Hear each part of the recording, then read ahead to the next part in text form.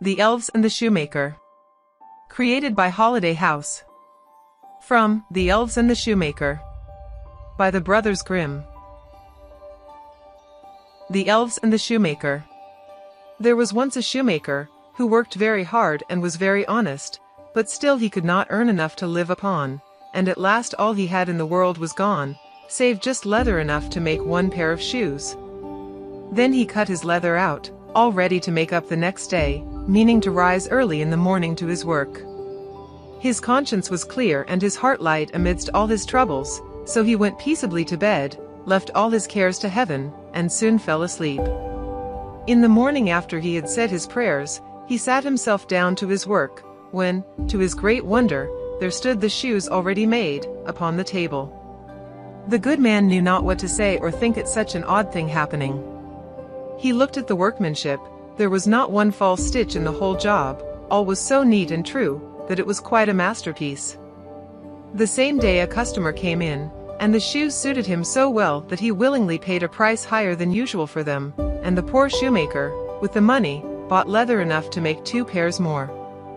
In the evening he cut out the work, and went to bed early, that he might get up and begin betimes next day, but he was saved all the trouble, for when he got up in the morning the work was done ready to his hand.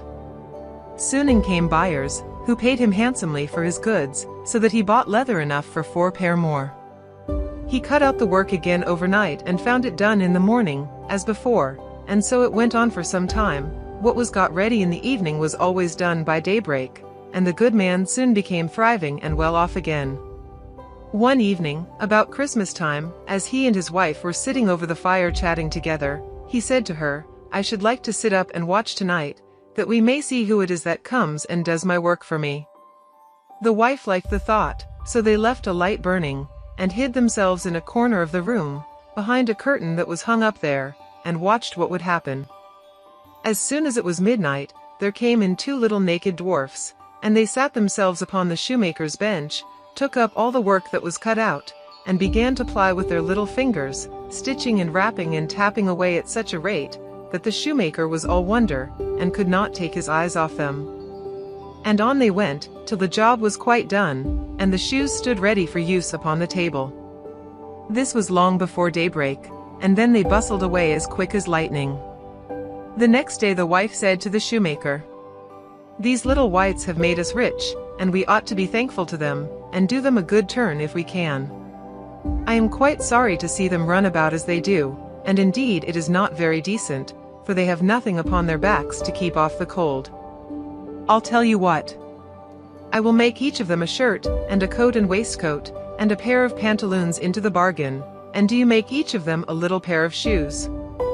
The thought pleased the good cobbler very much, and one evening, when all the things were ready, they laid them on the table, instead of the work that they used to cut out, and then went and hid themselves, to watch what the little elves would do. About midnight and they came, dancing and skipping, hopped round the room, and then went to sit down to their work as usual, but when they saw the clothes lying for them, they laughed and chuckled, and seemed mightily delighted. Then they dressed themselves in the twinkling of an eye, and danced and capered and sprang about, as merry as could be, till at last they danced out at the door, and away over the green. The good couple saw them no more, but everything went well with them from that time forward, as long as they lived.